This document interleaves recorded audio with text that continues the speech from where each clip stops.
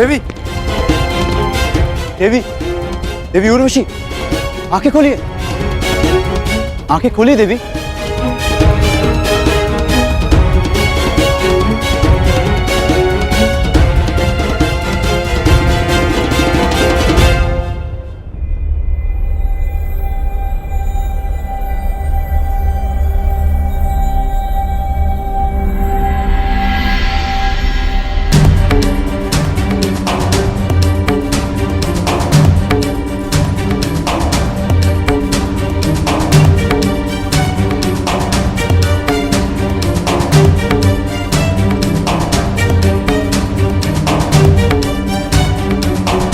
देवी,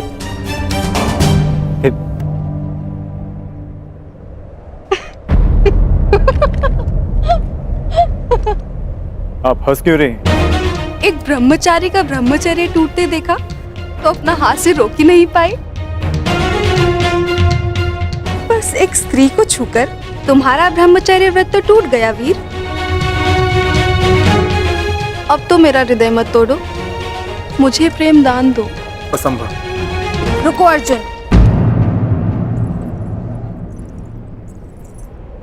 दिव्यास्त्र पाने आए थे, वो तो तुम्हें मिल गया।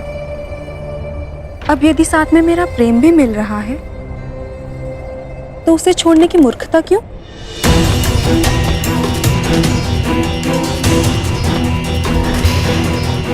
मुझे पाने के लिए बड़े बड़े महर्षियों ने अपना तप छोड़ा है और तुम मुझे छोड़ रहे हो?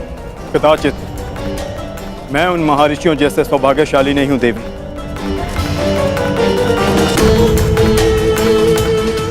मुझे केवल महायुद्ध की रणभेरी सुनाई देती है। अपने बाणों से शैया पर लेटे शत्रु के शव दिखाई देते हैं। सावधान अर्जुन, तुमने स्वर्ग की सबसे सुंदर अप्सरा की कामना पूर्ति करना अस्वीकार किया है। मैं तुम्हें श्राप देती हूं अर्जुन कि तुम इसी क्षण जीवन भर के लिए नपुंसक हो जाओगे।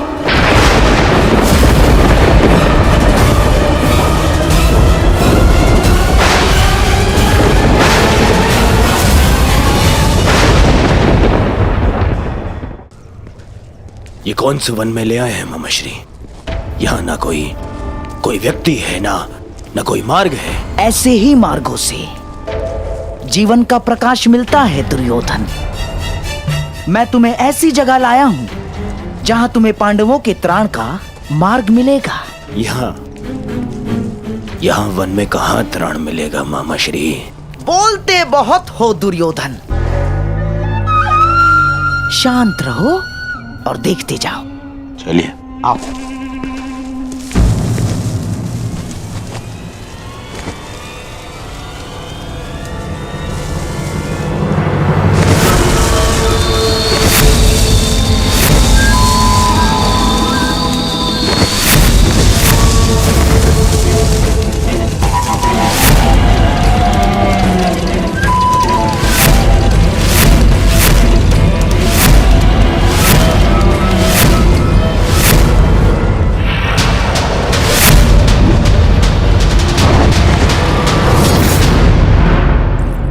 रुकिए।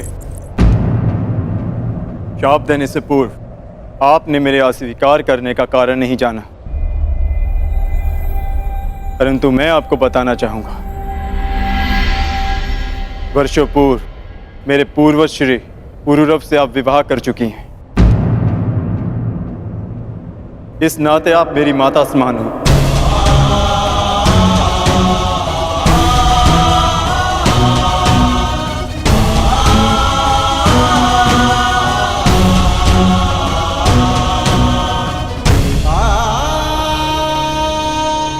एक माता और पुत्र के बीच ममता का संबंध हो सकता है, वासना का नहीं। फिर भी आप मेरी माता समान हैं। यदि आपने शाप दिया तो मैं प्रसाद समझकर स्वीकार करता हूं।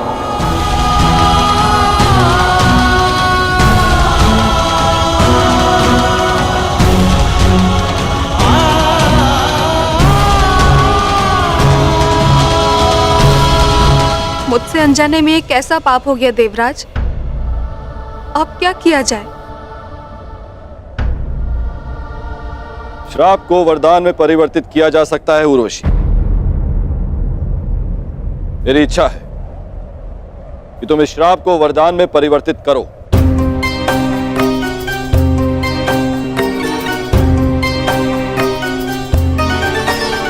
मनुष्य का जीवन काल एक वर्ष के समान होता है। जिस प्रकार से मनुष्य जन्म लेता है, युवा होता है और वृद्ध होकर अंत को प्राप्त हो जाता है, उसी प्रकार एक वर्ष मानो एक जीवन के समान होता है। इसीलिए मैं तुम्हारा श्राप केवल 1 वर्ष तक के लिए सीमित कर देती हूँ। ये मेरा आशीर्वाद है अर्जुन, कि जिस प्रकार से मनुष्य को जीवन के अंत में उसका लक्ष्य मिलता है, तुम्हें भी इस श्राप के अंत में तुम्हारा लक्ष्य मिल जाए। और जिस वर्ष भी तुम इस श्राप को भोगना चाहो, तुम्हारी इच्छा अनुसार तुम इस श्राप को भोग सकते हो।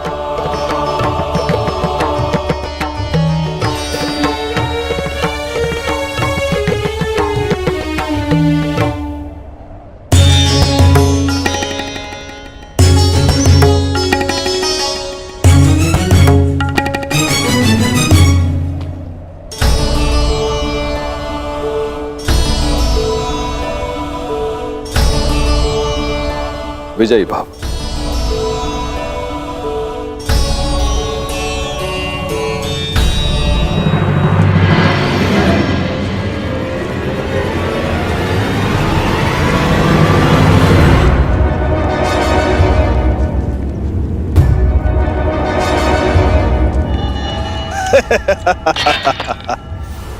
जयद्रथ अपने साले और मामा ससुर गांधार नरेश का स्वागत करता है।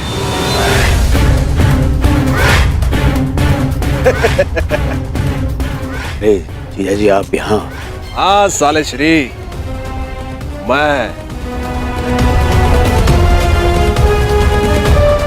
बिना सूचना दिए अवश्य आए हैं जामाता श्री, परंतु बिना कारण के नहीं ना, क्योंकि इस समय मेरे दुर्योधन को आपके अर्थात उसके बहनोई से तुरंत सहायता की आवश्यकता है। ऐसी क्या सहायता की आवश्यकता पड़ गई मामा श्री? आवश्यकता है जामाता श्री, क्योंकि मेरे दुर्योधन के जीवन में सबसे बड़ा भय है पांडव, और उसका त्राण यही है कि वो सदा वन में रहे और कभी मेरे दुर्योधन को ललकारने ना आ सके। तो मैं इसमें क्या सहायता कर सकता हूँ? आप ही सहायता कर सकते हैं जामाता श्री, और कौन कर सकता है? पांडवों को अज्ञातवास में पकड़ना है।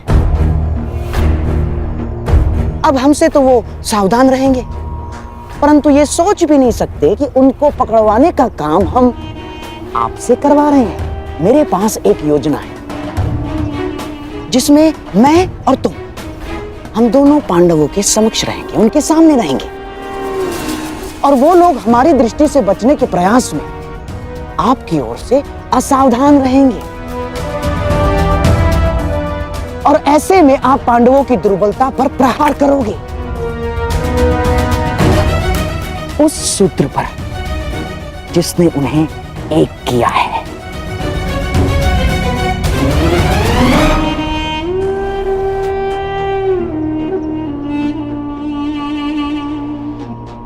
द्रौपदी,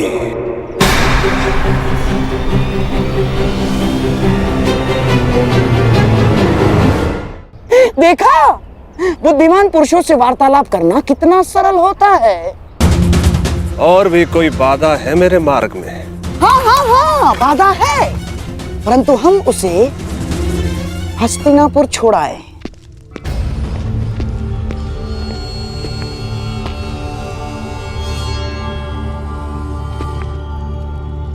शिवराज दुर्योधन कहाँ गए?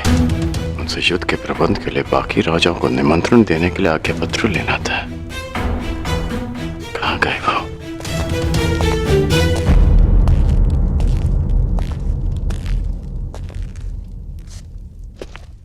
सेवक, युवराज दुर्योधन कहाँ है? युवराज अभी सो रहे हैं।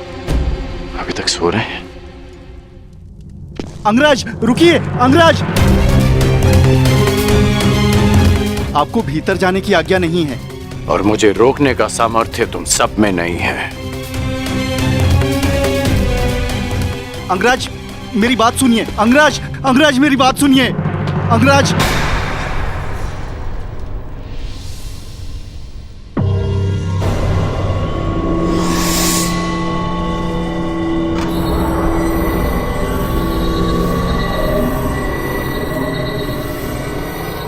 कहाँ है युवराज?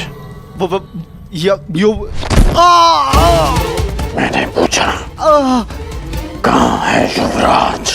वो सूर्योदय से पहले गांधार नरेश के साथ निकल गए। आदेश था किसी को कुछ न बताया जाए। मुझे क्षमा कर दीजिए अंगराज।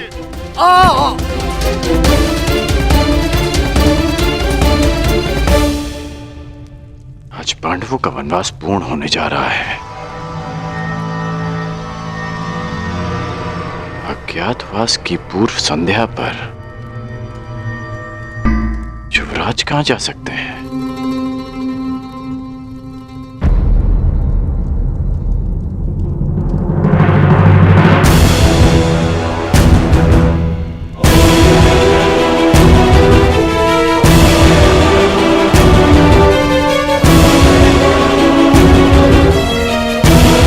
गांधार नरेश,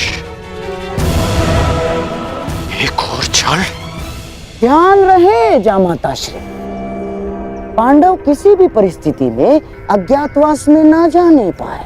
चिंता मत करिए गांधार नरेश, पांडव सदा ही वनवासी रहेंगे।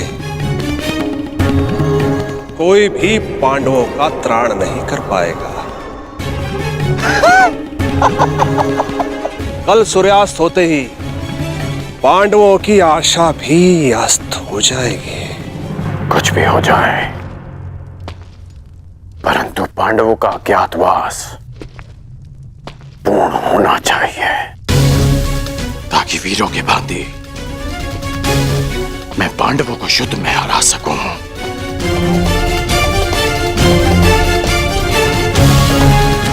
ताकि द्यूत सभा का कलंक मेरे और युवराज के माथे से सदा के लिए हट जाए।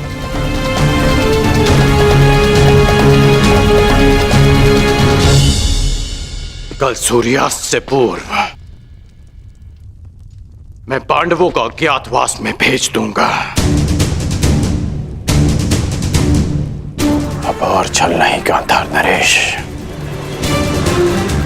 पांडव अज्ञातवास जाएंगे, ये मेरी प्रतिज्ञा है।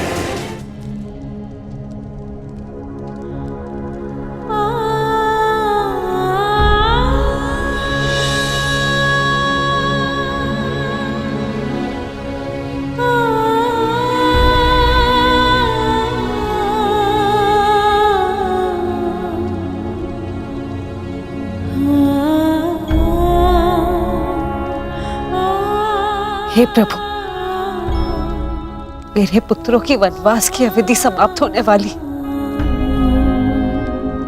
और अब उन्हें अज्ञातवास में प्रवेश होना है।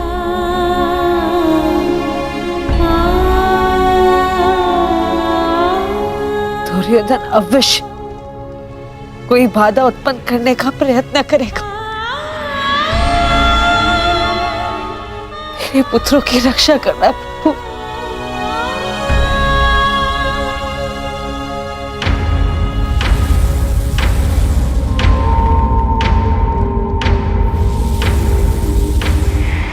आज्ञा दीजिए ज्येष्ठ, क्या निर्णय लिया है आपने? अर्जुन को पीछे छोड़ा नहीं जा सकता, परंतु परिस्थिति ये है कि हमें भी यहां से स्वयं शीघ्र ही निकलना होगा।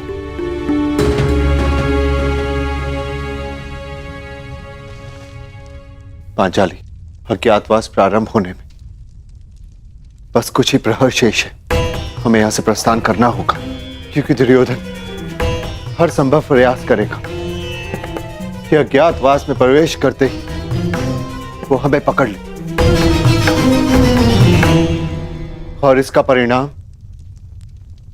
पुनः 12 वर्ष का वनवास।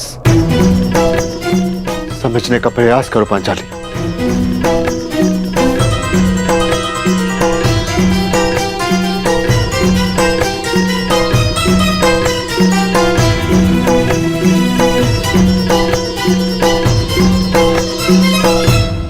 इस दुविधा से निकलने की मेरे पास एक योजना है ज्येष्ठ। ये योजना हमारे किसी काम की नहीं है। द्रौपदी के अपहरण से हमें क्या लाभ? हमारी योजना तो उन पांडवों को वनवास भेजना है। उस द्रौपदी का हरण नहीं। स्पष्ट कर दीजिए गांधार नरेश, कहीं द्यूत क्रीड़ा में जो द्रौपदी के साथ नहीं हुआ, कहीं वही करने का विचार तो नहीं है मामा श्री? नहीं जामाता श्री, आपको केवल उस द्रौपदी का अपहरण करके यहाँ इस वन में इस स्थान तक लाना होगा, बस। उसके पश्चात वो पांडव उसकी सुरक्षा करने के लिए यहाँ आएंगे। फिर हम उनसे प्रार्थना करेंगे, याचना करेंगे कि हे धर्मराज, हमें क्षमा कर दे। हमें क्षमा कर दीजिए धर्मराज, हमसे बहुत बड़ी भूल हो गई, हमसे बहुत बड़ी भूल हो गई ना। हमें ऐसा नहीं करना चाहिए था। अब आप इस द्रौपदी को मान से, सम्मान से यहाँ से ले जाएं और पुनः 12 वर्ष के वनवास का आनंद उठाइए।